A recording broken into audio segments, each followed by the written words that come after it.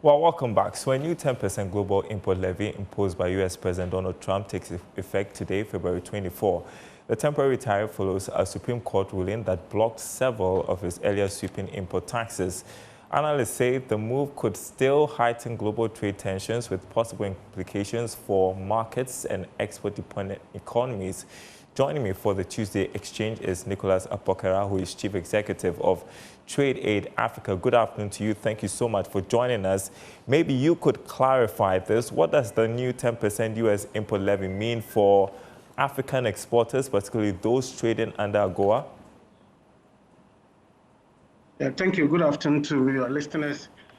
So this tax issue has been open on, and now we have the U.S. president has managed to,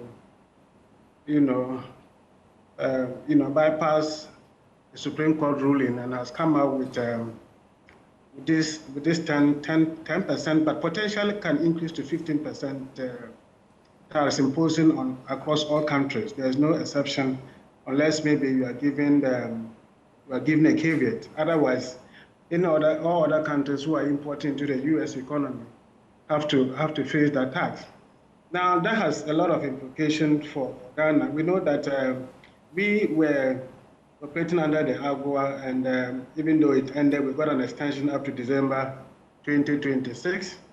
But it does not necessarily mean that we are not going to be affected by this new tariff.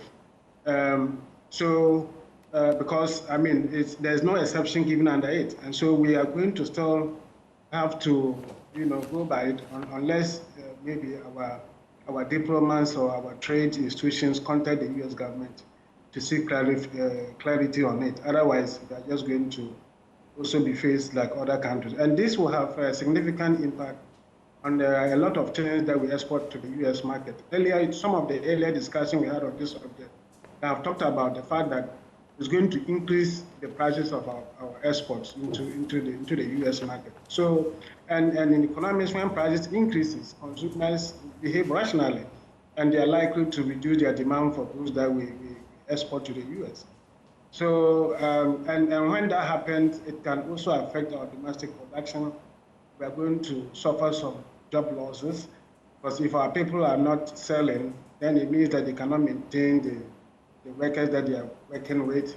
At the government level, we can suffer foreign exchange earnings because we are not selling, so we are not bringing in foreign exchange, and that can have significant implication on the current stability that we are enjoying with the CD as against other currencies. So the implication is very, very much far-reaching, and we need to, engage and see whether, because we are already under AGOA, whether we will be granted some exception under this whole new arrangement.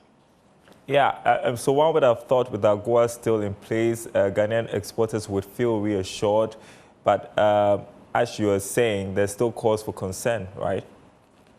Yes, because it's not guaranteed. When he announced it, he didn't give any exceptions. So we should take it from the face value that we are going to, even if there will be some concessions that will get under AGOA, these new tariffs will affect us until we engage them, and then they give us some caveat to say that, okay, because you're under AGOA, maybe let's take you off this. Otherwise, we should brace ourselves for increasing cost of producing the international market, particularly the U.S. market. And to see how domestically we can work to address that. Yeah, are you already seeing hesitation or uncertainty maybe from U.S. buyers in response to these fast-changing trade policies? Well, it just announced, it was just announced a few days ago, but we are still picking some concerns from our importers in the U.S. Because they think that if it is implemented at the rate at which it was announced, it will affect their business. They will have to increase their prices, and if they increase their prices, they probably will suffer, sales losses.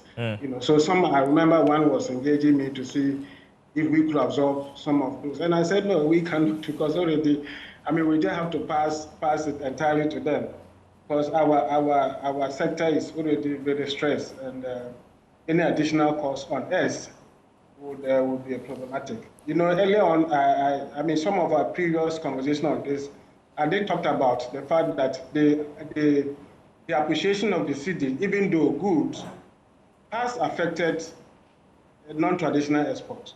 You understand that? Because at the time, at the beginning of the year, I mean, the exchange rate was going like 14 cedi to $1. So many of us, you know, kind of negotiated with our buyers using that rate. So now that, you know, later on it went down to 10 cedis, even some months it was like 9 cedi, kind of affected what you get in cedi terms if your importers pay you. And that has affected what we're able to pay to our producers and even our workers. So there's a need, and unfortunately, we've not seen that kind of proactiveness on the part of government. I know that we are dealing with the craft sector, which is generally the non-traditional export sector. But this sector is providing a lot of employment to rural people. You know, in my organization, where we work with over 1,000 women who are producing these baskets.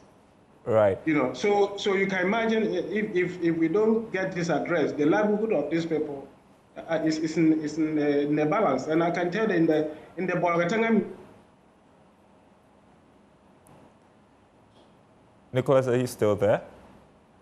All right. It appears Nicholas Apokara is frozen, the chief executive of Trade Aid Africa, speaking to us about the new Trump tariffs coming into place and its potential effects on Ghanaian exporters. We will.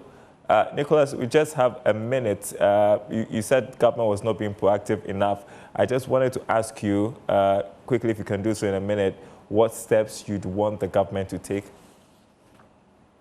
That we have trade institutions that are charged to address. We have the EXIM, we have Ghana Export Promotion Council, and all that. I expect that we have the Ministry of Trade, we have the Ghana Enterprise Agency. I expect these institutions to be on the, you know, to be up and doing and engaging producers, engaging business people to understand the true implication of these policies, and even the appreciation of the cedi, to understand how the long-term effect of these policies and how they can help us cushion them.